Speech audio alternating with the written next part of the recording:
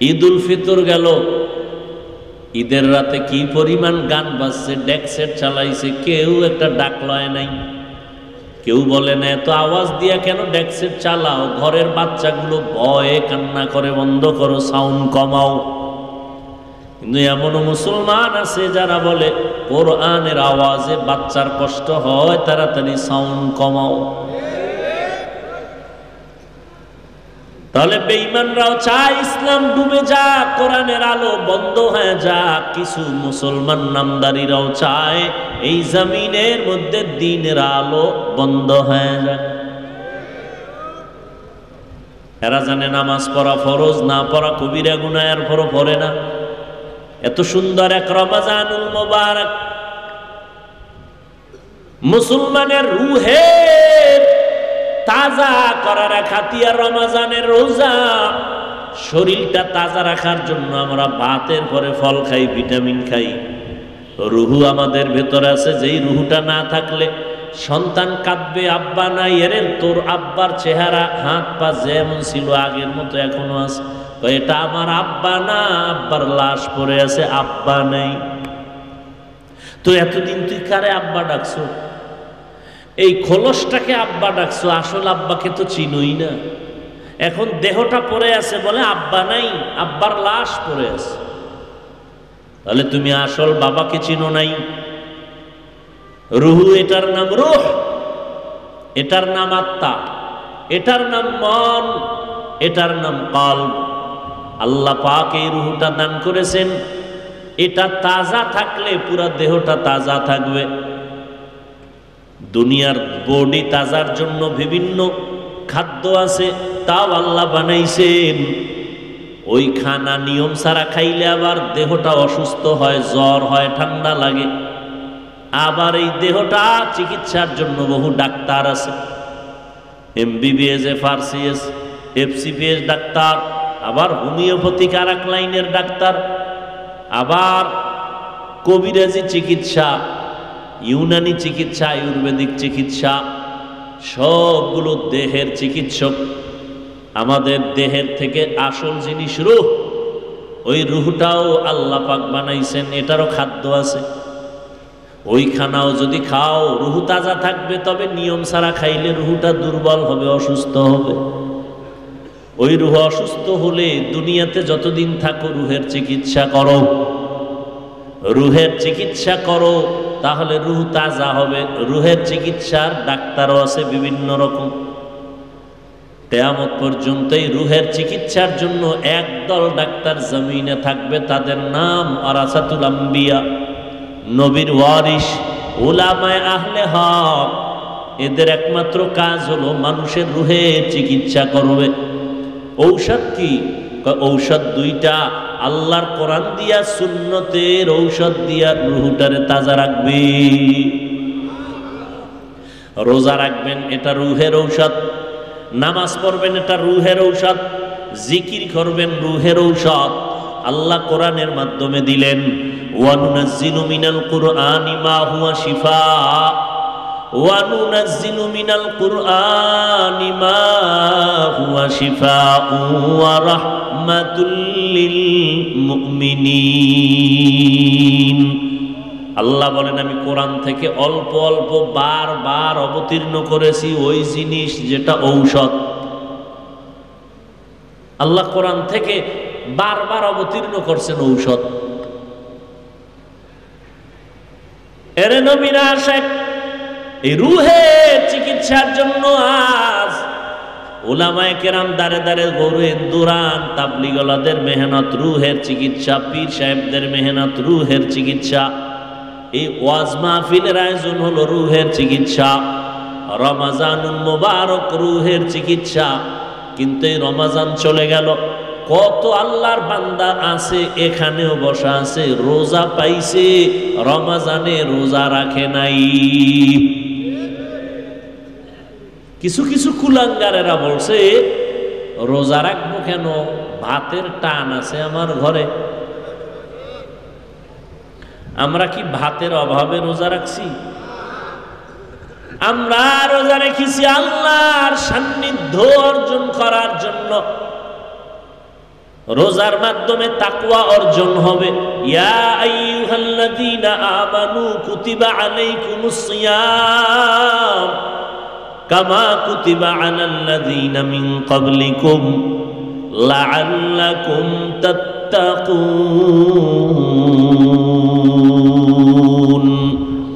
তাকওয়া অর্জন করার জন্য আল্লাহ রোজা দিয়েছেন। রোজা তাকওয়ার দাম কত? কয় তাকওয়ার যে অর্জন করবে সে দুনিয়াতেও বাদশা, পরকালে বিনা হিসাবে জান্নাত। যাদের মধ্যে আল্লাহর ভয় আছে, তাকওয়া আছে, বেঈমানরা যত বিরোধিতা করুক সামনে আসলেই দোয়া চায়, দোয়া।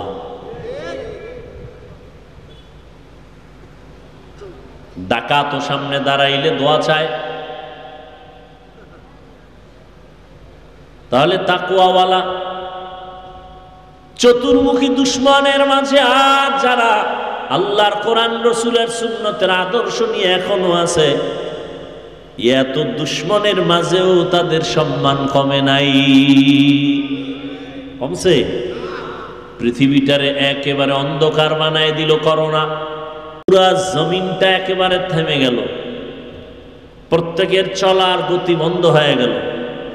চাকরি বন্ধ, ব্যবসা বন্ধ, দোকান বন্ধ, রাস্তা বন্ধ, ট্রেন বন্ধ, প্লেন বন্ধ, সব বন্ধ, ফ্যাক্টরি বন্ধ, সব। কিন্তু আমার আল্লাহর কোরআনের মাদ্রাসা বন্ধ হয় নাই। কোন হুজুরের আনা খাইয়া রাস্তায় গিয়া বলে নাই মেয়ে ছেলে নিয়ে কষ্ট পাইতেছি ভিক্ষা দাও, বলছে? থাকলে দুই একজনের প্রমাণ দেন। বলছে? তো কেন আপনারা বলেন হুজুরেরা ভিক্ষা করে খায়? হুজুরেরা ভিক্ষা করে না, মানুষ কলিজা দিয়া মোহাব্বত করে দান করে, না নিলে কষ্ট পায়।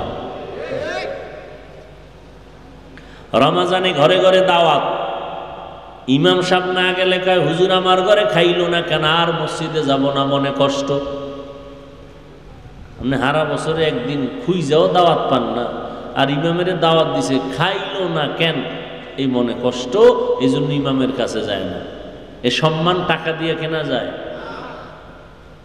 এরপর কয় হুজুরেরা অন্যের বাড়ি খায়, পরেরটা খাইয়া, পরেরটা খায় না কোন চোরায়? কি আপনি দোকান দিছেন, চায়ের দোকান, আপনি পানি মিশাইয়া চিনি লাগাইয়া দুধ দিয়া বেচেন, বিনিময়ে টাকা পাইতেছেন। তা আর একজনেরটা খাইতেছেন না, পকেটের টাকা। তো আপনি চা দিয়া টাকা নিতেছেন, কেউ কাপড় বিক্রি করে টাকা নেয়। ওলামায়ে কেরাম আল্লাহর দ্বীন মানুষকে দিয়া মানুষের হাদিয়া খায়। আপনি খান জোর কইরা, ওলামায়ে কেরাম জোর করে খায় না। ওলামায়ে কেরাম একদিকে মানুষের পেছনে কুত্তার মতো মেহনত করে, গাধার মতো মেহনত করে, বিনিময় কিচ্ছু পায় না। কত দেন? একজন ইমামের মাসে দেন কত? 5,000, 10,000, কি 6 মাস বাকি, ঠিক নেই? আর যারা সরকারের গোলাম চাকরি করেন, 20,000, 22,000, 40,000 বেতন পাইয়া আবার আন্দোলন করে, বেতনের স্কেল বাড়াও, না হয় গদিতে লাল বাতি জ্বালায় দেব। তো ইমামের বেতন মাত্র 6-7 হাজার, 6 মাস বাকি। ইমাম কি জুমায় কইছে কমিটি বেতন বাড়াও আর এই বাকি বেতন দাও, এবং মাসের 1 তারিখ বেতন না দিলে আজকের আসর থেকে সূরা উল্টা পড়ব? কি বরং বেতন বাকি, কোনো কষ্ট নাই, কমিটিরে কোনো গালি দেয় নাই। গভীর রাতে আল্লাহর কাছে কান্না করেছে, হে মালিক, আমার এই অল্প টাকার মধ্যে তুমি বরকত বাড়ায়া দাও। ঠিক নেই? যখন হাত উঁচু করে দোয়া করেছে, নিজের জন্য একবারও দোয়া করে নাই, গোষ্ঠী শুদ্ধ এলাকার সবার জন্য দোয়া করে, আল্লাহ কবরওয়ালাদের জান্নাত দাও, ব্যবসায়ীদের ব্যবসায় বরকত দাও, চাকরিজীবীর চাকরিতে বরকত দাও, হসপিটালের অসুস্থ রোগী সুস্থ বানাও, সন্তানগুলো নেককার বানাও, মা বোনদের সুস্থ রাখো, সম্মান দান করো। সব দোয়া করলো আপনাদের জন্য। এরপরও হুজুর খারাপ। হ্যাঁ, এরে নবীর আশিক কলিজা দিয়া দোয়া করলেন, আল্লাহর মোহাব্বত অন্তরে নিয়ে দোয়া করলেন, গালি দিলেন না, বরং উল্টা গালি আপনারা দেন। ইমাম কোনো জবাব দেয় না। এরে নবীর আশিক, এত কষ্ট করে জীবন চালায়, কোনোদিন ভিক্ষাও করলো না, মহামারী করোনায়, বাবায় করোনায় আক্রান্ত মরিয়ে গেছে।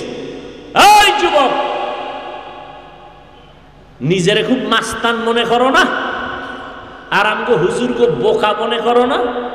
ভালো করে শোন কিছু কথা, মানবি কিনা সেটা তোর ব্যাপার, কিন্তু শুই না রাখ। মহামারী করোনায় বাবায় আক্রান্ত হইয়া মরে গেছে।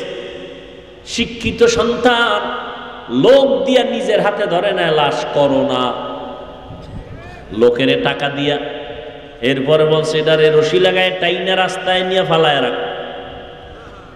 রাস্তায় ফালাইয়া দরজা লক করে দিছে, জানালা বন্ধ। বাবার লাশটা রাস্তায় ফালায় দিছে, কুত্তায় খাইছে লাশটা, না জানাজা হইছে, একবারও সন্তান আর খবর নেয় নাই করোনা। আর শত শত লাশ আমার দেশের টুপিওয়ালারা কাঁধে নিয়া গোসল করাইয়া, কাফন পরাইয়া, দাফন করাইয়া কবর করলো। একজন টুপিওয়ালা হুজুরেও করোনায় মরে না।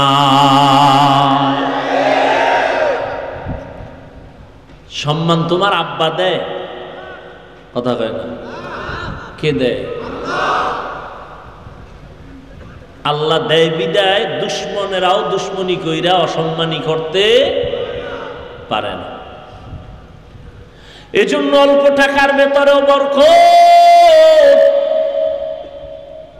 আপনারা 1 লাখ টাকা মাসে কামাই কইরাও 2টা ছেলে মেয়ে নিয়ে খাইতে পারেন না, মাথা গরম, চান্দি গরম, বউয়ের সাথে মিল নাই, সন্তান নিয়ে ভিডাভিডি। আর হুজুরদের ঘরে সন্তান অনেক বেশি, কারণ আপনি তো সন্তান আসার রাস্তা বন্ধ করতে গিয়া ট্যাবলেট খাইছেন। আমরা হুজুরেরা খাই না, বরং খাওয়ার বিরুদ্ধে বয়ান করি, কারণ মদিনার নবী বলেন সন্তান বাড়াও। তাহলে হুজুরগো ঘরে সন্তান কম না বেশি? বেশি। আপনারা ট্যাবলেট খাইয়ে কমাইতে পারছেন কি? আগের তুলনায় বাংলাদেশের সংখ্যা মানুষের কম না বেশি? তো ট্যাবলেটের অ্যাকশন কই? কি খাইলেন জীবন বল? কমাইতে তো পারলেন না। 2 সন্তানের মা বাবা গরিব নাই, 5 সন্তানের মা বাবা ধনী নাই। সন্তান বাড়লেই যে রিজিকে টান পড়বে, এই চালাকি কথা আপনাকে কে শিখাইবে? 1%, 2%, 3%। আপনাদের কাঠা আছে না? কাঠা জমিনের কয় শতাংশে কাঠা? ঢাকাতে 1.5% 1 কাঠা। আচ্ছা মুরব্বীরা বলেন তো, 1% বা 1 কাঠায় যেই পরিমাণ দান হইতো 50 বছর আগে, 30 বছর আগে, এখন কি কম হয় না বেশি হয়? সরকার বাড়ায় দিছে না? কে বাড়াইছে? আগে পেয়ারা 10টা খাইলেও জিব্বায় টের পায় না কি খাইছে, আর এখন 1 পেয়ারা একজন খাওয়া যায় না, কেজি পেয়ারা। এই পেয়ারা বড় বানাইছে কোন বাবায়? সত্য কথা স্বীকার করেন, জবান খুলে বলেন কে বাড়াইছেন? তো আল্লাহ জানে, মানুষ যেহেতু বাড়ছে, খানার চাহিদাও বাড়ছে, এই জন্য খানার সব ব্যবস্থা কে করছেন? কই আপনাদের চালাকি কই? আপনাদের ঘরে সন্তান কম, হুজুরদের বেশি, ঠিক না? আপনার কামাই রুজির বেনিফিট বেশি, হুজুরের কম।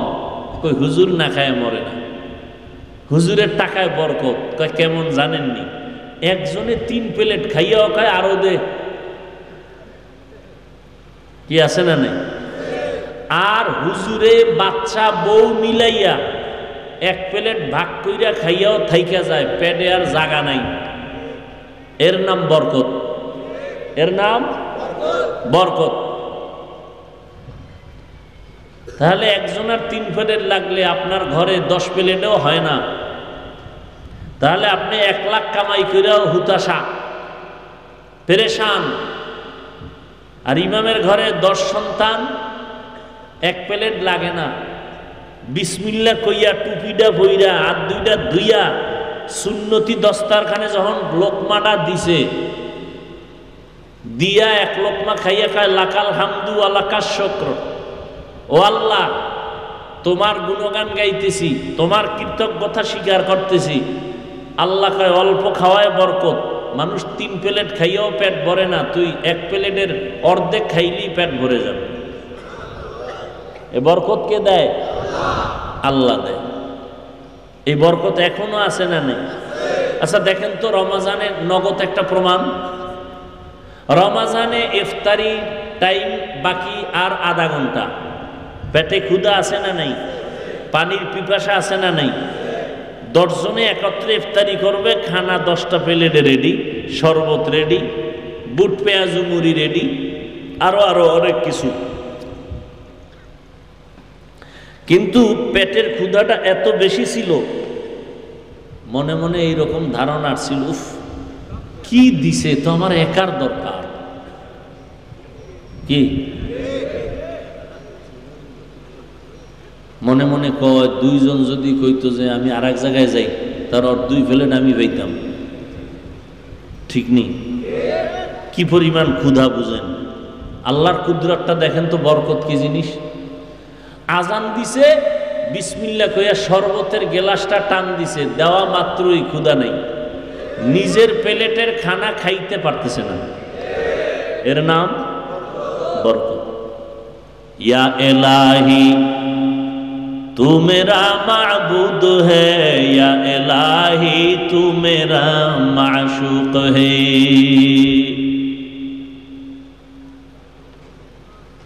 এরে নবীর আশিক, নবী বলেন 2 জিনিস আঁকড়াইয়া ধরো, জমিনেও তোমার সম্মান নষ্ট হবে না। সবাই বিরোধিতা করে, সবাই বিরোধিতা করে, সবাই চায় আলেম ওলামার জবান বন্ধ হয়ে যাক।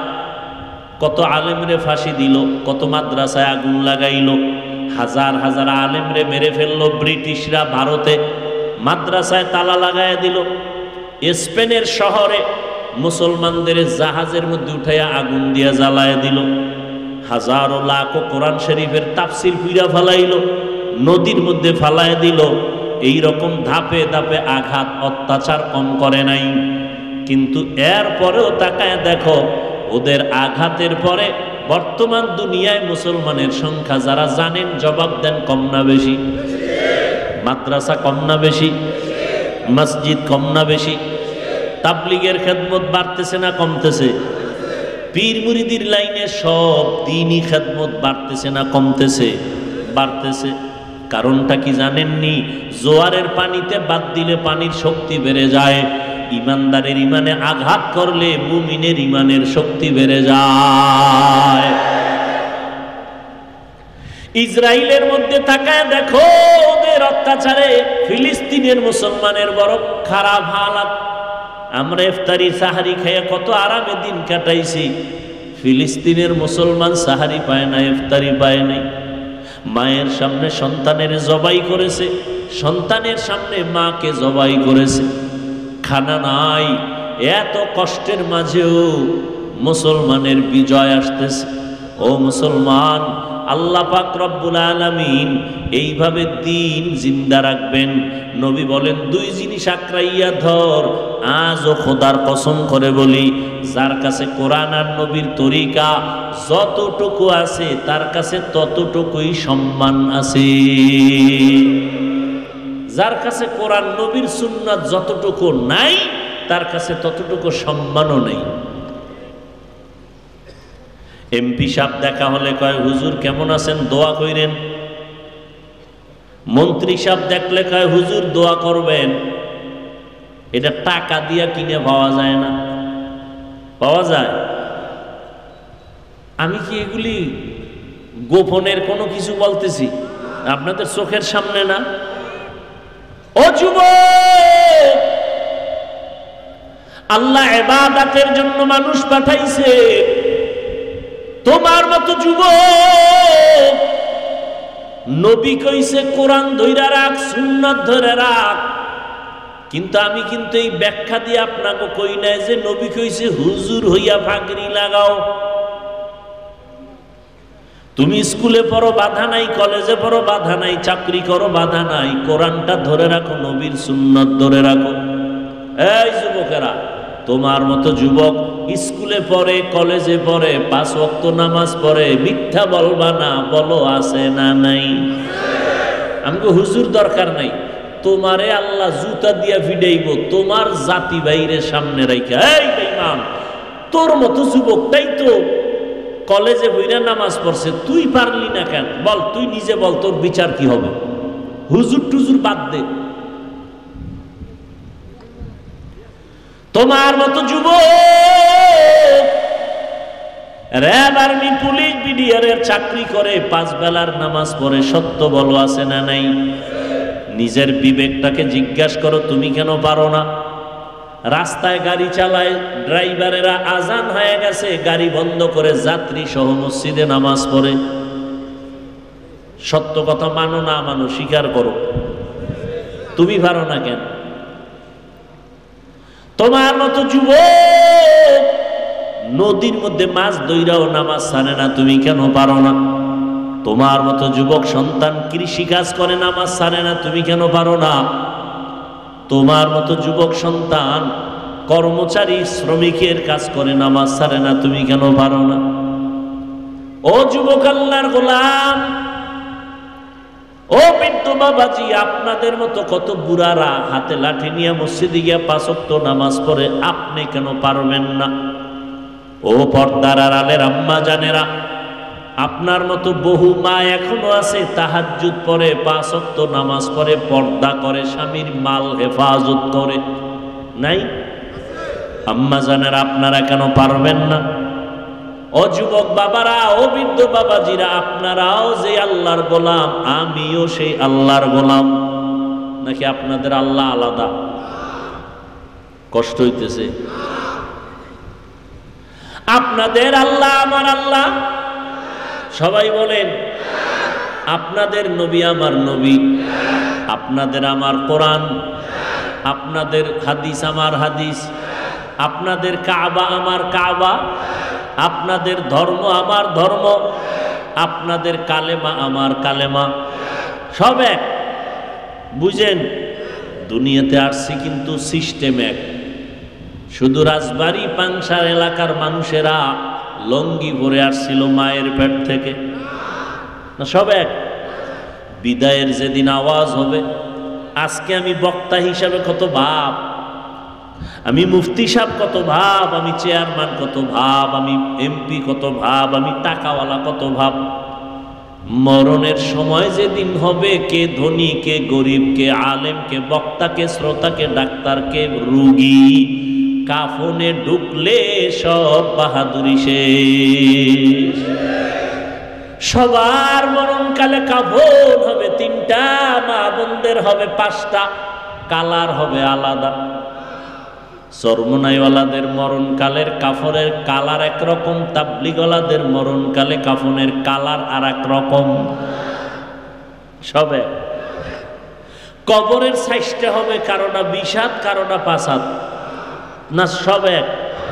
কবরে রাখার পরে প্রশ্ন হবে 3টা, আমাকেও সেই প্রশ্ন, আপনাকেও সেই প্রশ্ন, বেঈমানেরও সেই প্রশ্ন।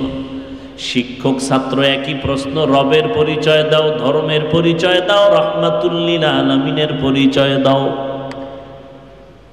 তাহলে আপনিও মুসলমান, আমিও মুসলমান, আপনার আল্লাহ আমার আল্লাহ এক, নবী এক, কোরআন এক, কাবা এক, ধর্ম এক, কালেমা এক। না, আমার টুপি মাথায় না দিলে লজ্জা লাগে, আপনার টুপি মাথায় দিতে লজ্জা লাগে। আপনি কত ভিআইপি মুসলমান। আপনার দাড়ি রাখতে লজ্জা লাগে, আমার কাটতে লজ্জা লাগে। আমি 3rd ক্লাসের মুসলমান আর আপনি ভিআইপি মুসলমান। আমি পর্দা না করলে লজ্জা পাই আর আপনি পর্দা করতে লজ্জা পান। আমি মসজিদে না ঢুকলে লজ্জা লাগে আর আপনি মসজিদে ঢুকলে লজ্জা লাগে। কেমন নিমক হারাম আপনি, লজ্জা শরমও করে না, আবার বাহাদুরি করেন আপনি। হুজুর গোছে ভালা, দিল পরিষ্কার না। চেয়ারম্যান সাহেব কিন্তু বলে গেছে একটা পয়েন্ট, সুদের বিষয়। পৃথিবীতে নিকৃষ্ট মানুষগুলো আল্লাহ দুই দল মানুষের অভিশাপ দিয়েছেন। আল্লাহ কেমন অভিশাপ দিছে? এই বেঈমানগুলো রেডি থাক, আমি আল্লাহ নিজে তোদের সাথে যুদ্ধ করব, রেডি থাক। কয় দল? একদল সুদখোর, আর একদল ওলিয়া উলিয়া মানে না যারা, তাদের ব্যাপারে। এক দলের কথা আছে কোরআনে, আর এক দলের কথা আছে বুখারী শরীফে। সুদের খাতায় যাদের নাম থাকবে ওরা হজ করালে কবুল হবে না, ওরা কোরআন পড়লে কবুল হবে না, ওরা মোনাজাত দিলে আল্লাহর কসম একটা মোনাজাতও কবুল হবে না। সুদের খাতায় নাম রাইখা যত কোটি টাকা দিয়ে মাদ্রাসা বানায় 1 টাকারও সওয়াব পাবে না। মসজিদ বানাইলে কোনো সওয়াব নাই, বরং তওবা না করিয়া মরলে চিরস্থায়ী জাহান্নামী। কয়দিন? হ্যাঁ, জীবনে কোনো দোয়া কবুল হবে না, মোনাজাত কবুল হবে না তওবা না করা পর্যন্ত। এরপরও সুদ আছে না নেই? এই বয়ান তো এখন নাই বললেই চলে। আমরা মাঠে ময়দানে ফাঁকে ফাঁকে কিছু আলেমরা কয়, মসজিদে তো এই বয়ান নাই। কারণ কোনো ইমাম খতিব এই বয়ান দিলে সূর্য ডুবার আগে ইমাম বাড়ি, ঠিক নেই? কারণ শিয়ালের হাতে মুরগি রাখলে যা হওয়ার তাই। একজনে শিয়ালের কাছে মুরগি দিয়া কয় 3 দিন পরে নিমু, আমানত পাবে? বলেন। তাহলে সুদখোরের হাতে ধর্মের চাবি দিলেও তাই হবে।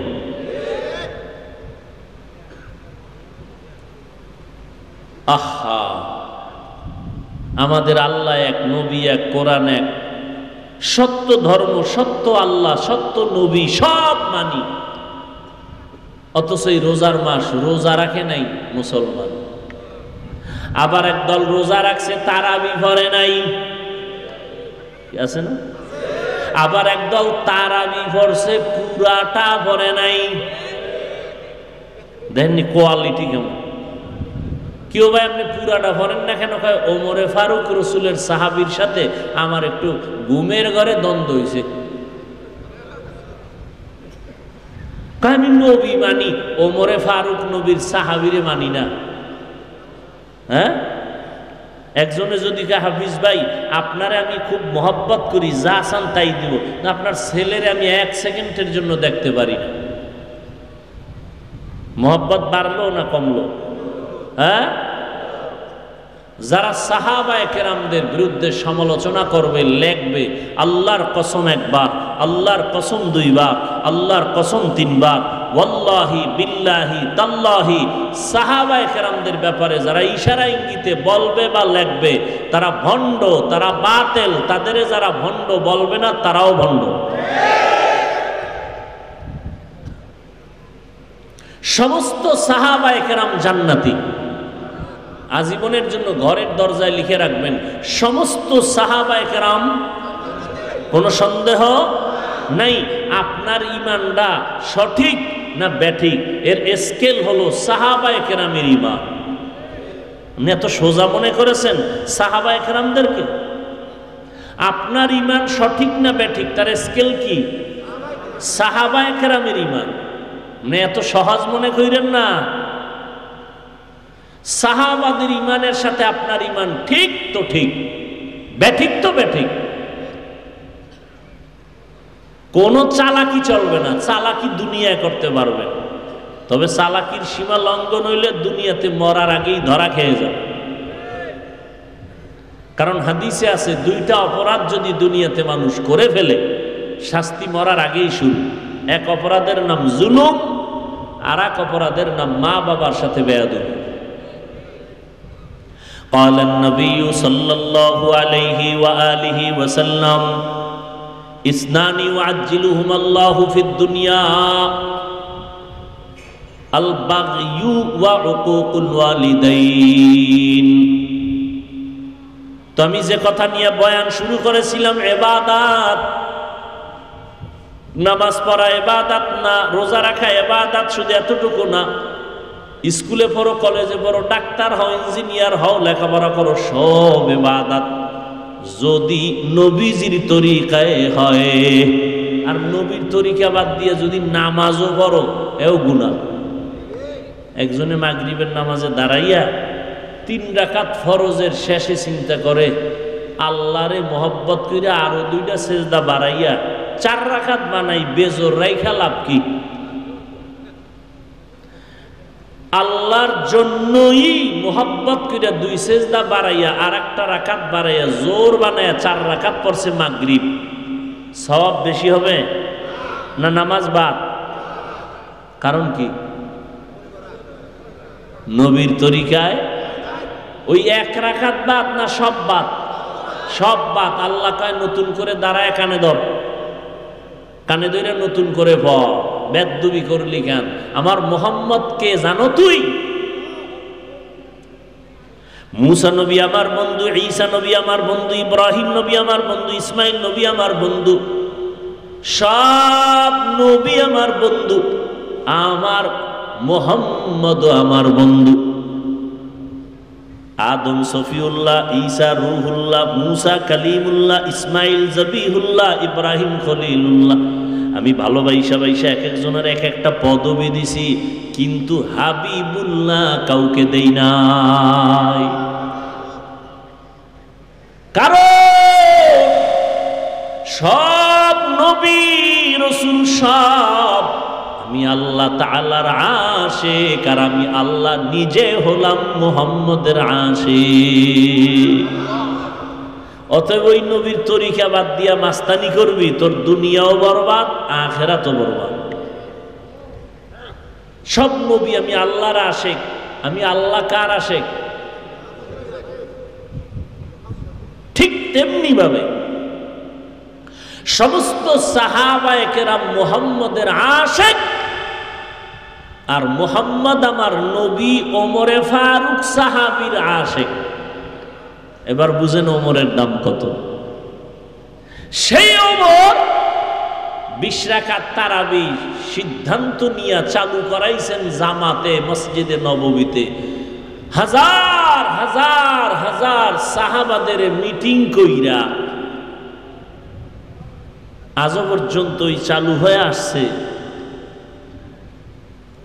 আল্লাহ কোরআন শরীফে ওমরের পক্ষে আয়াত নাজিল করছেন, আর নবীরে বলছেন জিব্রাইল নবীরে গিয়া কও ওমর যেই মতামত দিছে আমি আল্লাহ মেনে নিলাম, নবীকেও মেনে নিতে বলো।